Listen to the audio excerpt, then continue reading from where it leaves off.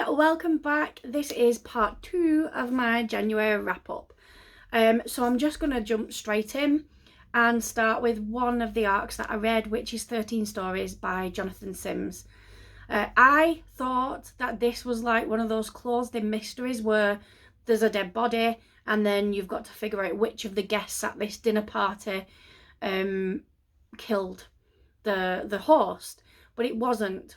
So we do have the host of this dinner party dies. We know that right from the beginning. It tells you in the synopsis. And then all the guests are strangers, kind of, or they at least don't know each other, even if they recognise them from around the area. And the book is not a crime or a thriller or a mystery at all. It's a paranormal ghost story. I did not know that, and I think I would not have chosen to read this book if I'd have known that. From the synopsis, it sounded more like a mystery. But anyway, it's told in, I guess each kind of section could be a separate ghost story. And there's very classic ghost story tropes, such as like a haunted painting, and people hearing noises in the walls of the flat, things like that. So we've got all these different people that all have horrendous experiences either within or related to this specific building, and that's like a block of apartments. And so we learn each individual ghost story or haunting or whatever, and then you kind of see them gradually towards the end. They come together and you can kind of see little links, and then they all, at the end of each of the individual ghost stories, they get like an invite to go to this dinner party, which is in the penthouse suite, and the host is the person who owns all the building. And then they all go, and then the main event happens and the host ends up dead. I feel very mixed about this book. There was parts, like certain sections were really interesting and I was, quite creeped out by the story, but then parts of it were just really boring and dragged on. And then it just all got a bit too paranormal at the end, and it's just not my thing. I'm sure lots of people have really loved this book, but it just wasn't for me at all. But I do appreciate the way that it was written was quite unusual, and that was great. So I ended up just giving that 3 stars, unfortunately. Next is The Book of M by Peng Shepherd. I've had this on my TBR for quite some time because it is a pandemic type book, and I've read them for many years, not just become interested since COVID. And again, there was parts of this book that I did really enjoy, but then there were parts that were just a bit odd for me, and there were times when it was a little wondersome, and a bit long-winded instead of just telling the story. So the situation everyone is in is that there's some kind of, maybe call it a pandemic, but it's not an actual illness. It's that people's shadows just completely disappear. And unfortunately, it seems that people's memories are linked to the shadows. That's never fully explained at all. And so when the shadow disappears, people lose the memories. I mean, it takes them a few days, but there you go. And then they literally lose everything. Like, some people lose even the ability to know how to turn a door handle to get out of the room, or the ability to get a glass of water when they're thirsty. So there's cases where people are dying locked in houses, or they are dehydrating because they don't know how to get a drink and things like that.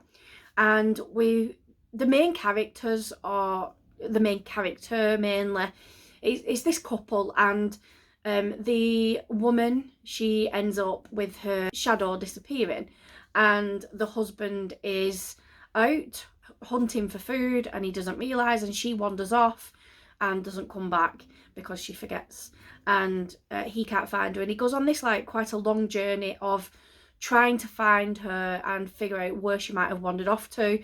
And then he comes across like the usual kind of post-apocalyptic books where they come across different groups of survivors, have different experiences. There was a good chunk that was just extremely bizarre, because he came across a group of survivors who were at war with another group of survivors, and it was all because of the books in the library that one group were guarding, but they didn't know why they were guarding, and they didn't know what they were, and everybody had lost the ability to read anyway. Just this group became fixated on getting the books out the library, but because they couldn't read, they couldn't remember, they couldn't ask for the books they wanted. So then they were bartering with food for books that the other survivors had to guess, and they just brought out anything, and it could be like how to build a solar panel, which would have been really, useful, or it could have been an Agatha Christie novel that would have been no good to anybody. And because they couldn't even read the titles, so they had no idea what was useful to them. They were just, and then if they decided they didn't like the books that were brought out, they'd end up fighting, and they were at war, and it was just really crazy, to the point where the guy who still has his memory, you can imagine him going, what the fuck? Like, what the fuck are you all doing? Like, you're fighting over books that nobody can read even the title of. It was just really odd. So it kind of gave me a little giggle at parts, but overall it felt very literary fiction, and I don't get along with that kind of book at all. It just was overwritten and quite a long book to get to the point. So yeah, that was another 3-star. And then we have got My Best Friend's Murder by Polly Phillips. So this is a story about 2 women, Beck and Izzy. They've been best friends for their whole lives. Right at the beginning of the book, Izzy is at the bottom of a flight of stairs, dead. Beck is looking at the body, and I guess you kind of assume Beck is the killer. And then after that, it goes back, and we kind of follow the journey to that point, but also we get some flashbacks of the friendship and things that have happened in the past. And what the author does a really, really good job of is showing how Beck could end up in that situation. So she does a really great job of boosting our support of Beck, and boosting, I guess, our hate of Izzy. So Izzy just is not a likeable character at all, and that's really, really well done throughout the book. But then it also threw in a few other little like spanners in the works, so you kind of think, actually, would they be the murderer, because they also had a motive. So you get to see Beck and Izzy's relationship with other people as well, and how that could have an impact.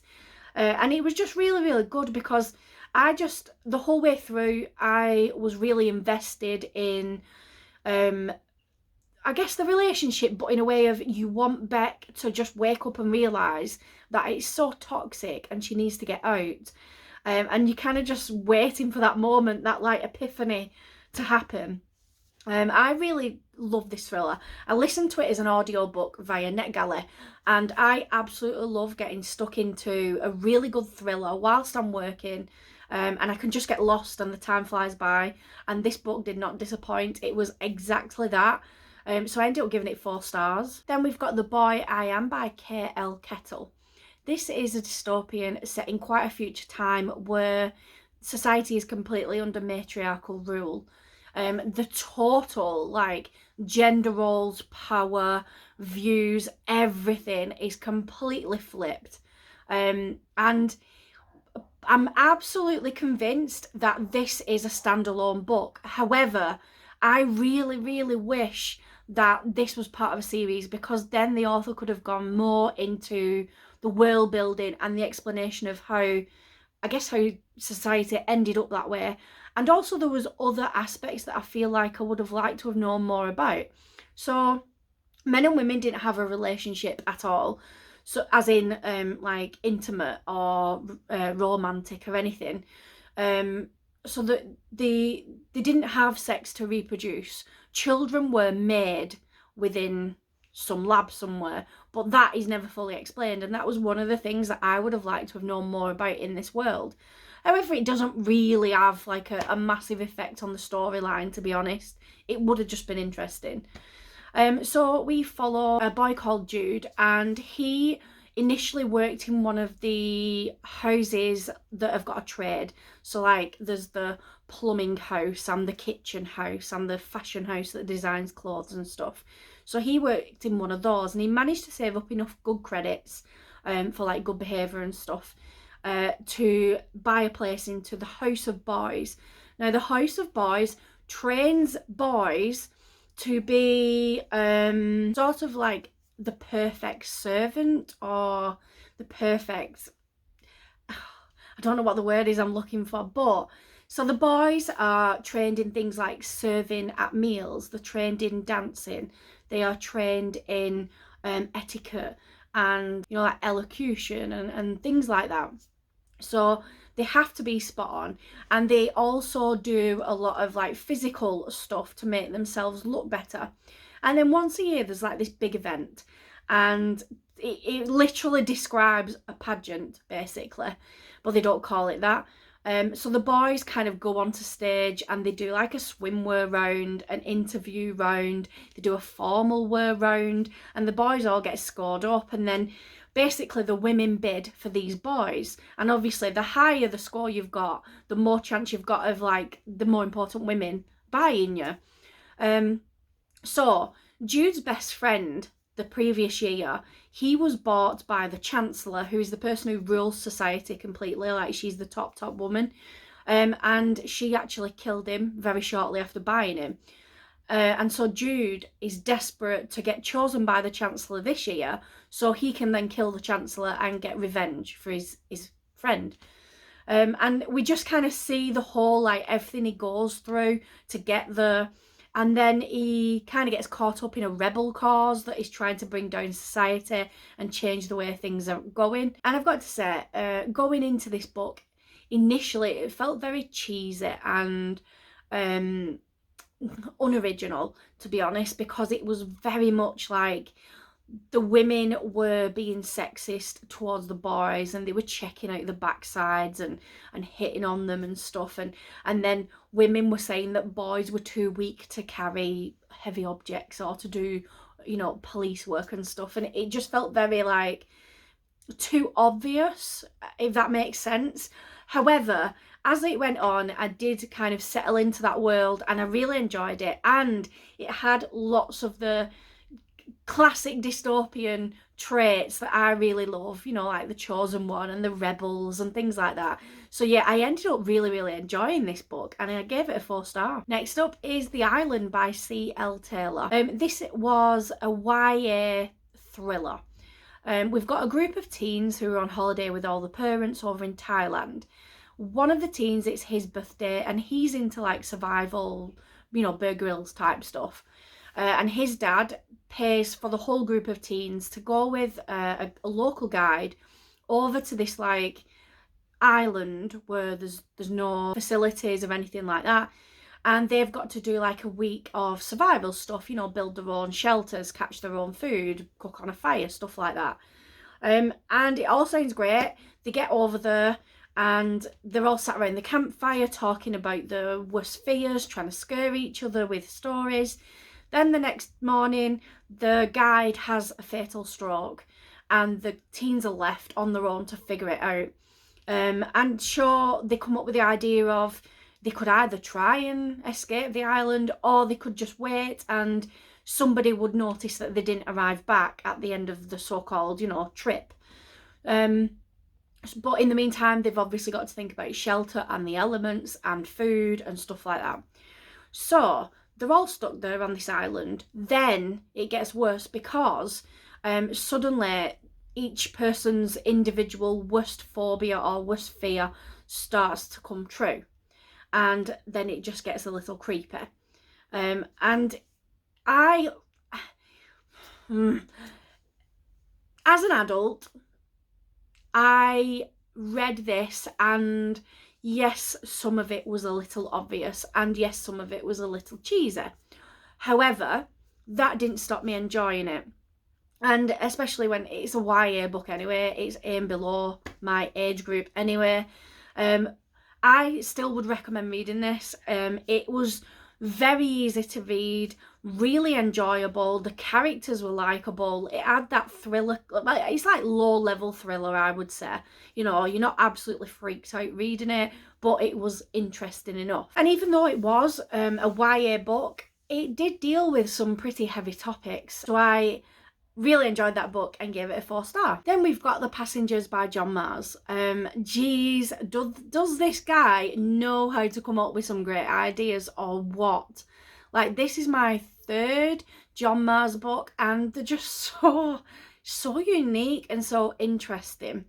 Right, so this is set in like the near future, and fully automatic cars are a thing. So people are basically just passengers in a car. And the car just drives itself to wherever you tell it to go.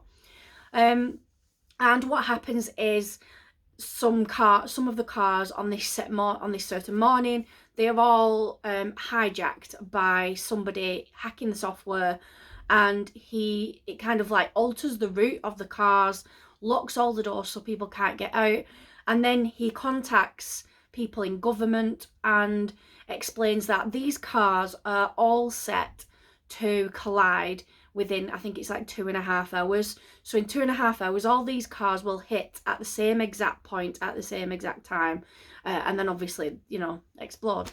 And the hacker gives the government leader opportunities to admit to certain things about how things are run unfairly, and things are like the cars are programmed to give more of a priority in life or death situations over certain people, and when the government leader does not admit to those things or isn't completely honest, then the hijacker will ask the social media team things like who is the lowest in the polls on popularity, and whichever of the passengers is the lowest, he'll then be like, right, boom, and blow that car up.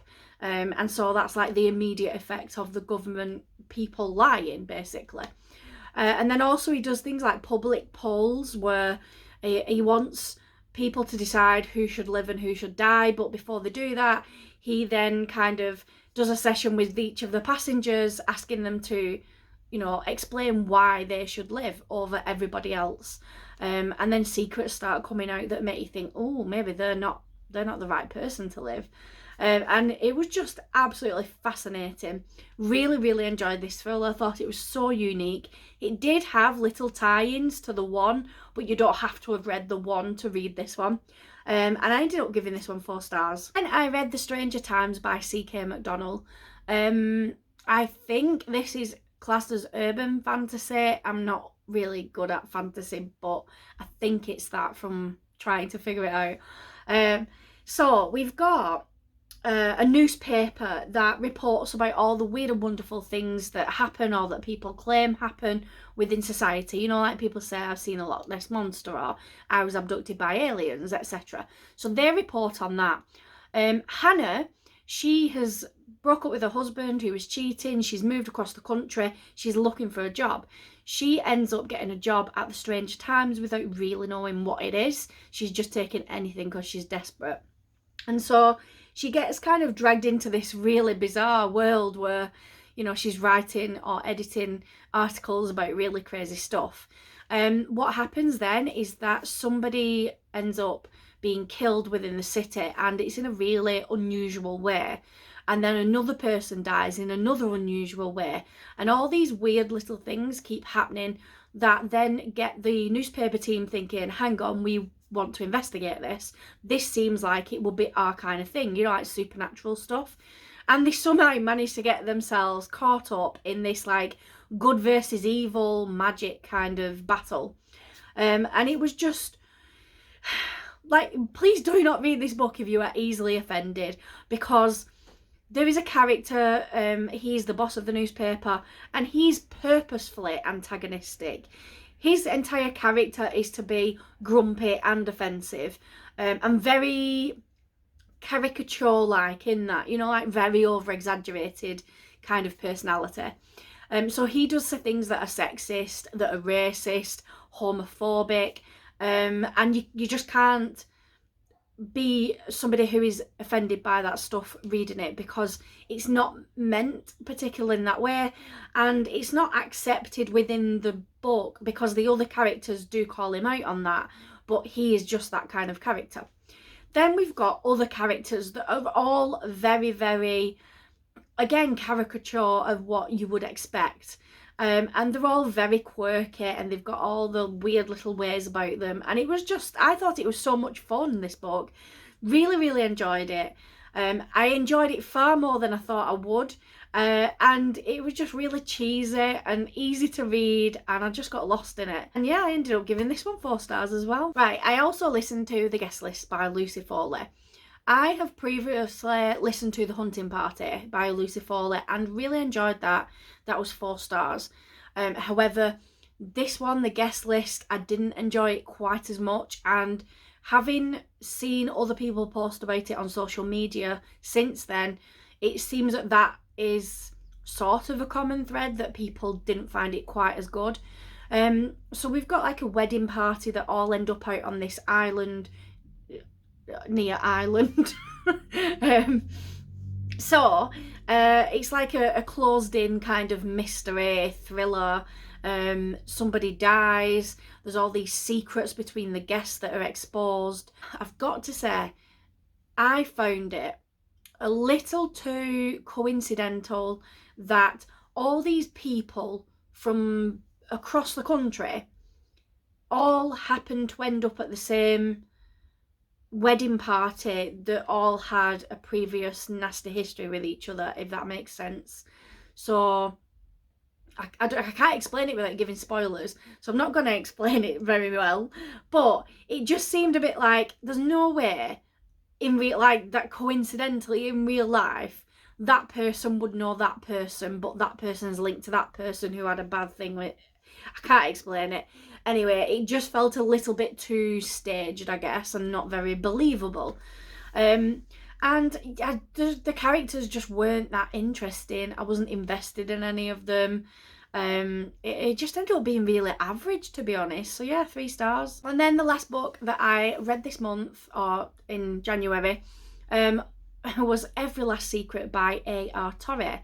This book just confirms to me that I am correct in my opinion about DNFs. I very, very rarely DNF a book just in case it turns out really good. And this happened, so it's like, yay, I'm right. The fact that that's happened once out of several times, you know. But, right, so we've got Kat, who is very well off. She's got a husband who is a manager of this massive company. They've got a lot of money, they've got a big house, fancy cars, staff, etc, etc. Then this new woman, Nina, she gets a job at Kat's husband's business, and she also moves into the house next door. And Nina ends up developing this kind of like obsession with her boss, Kat's husband. I can't remember his name, that's why I keep referring to him as Kat's husband. So she ends up developing this obsession with him, and she just, basically she wants to steal him away from Kat. However, she is also married. And then Kat, shortly after, realises that Nina is obsessed with her husband, that she's a bit of a threat. And the two women kind of go, like, it's like a weird war where neither will just confront the other and say what's going on, or like, don't even try and steal my husband. It's just all very under the radar, sly kind of things where they're setting each other up to look stupid or to fail at things. And it doesn't sound great. I know that, I'm just not doing a great job of explaining it.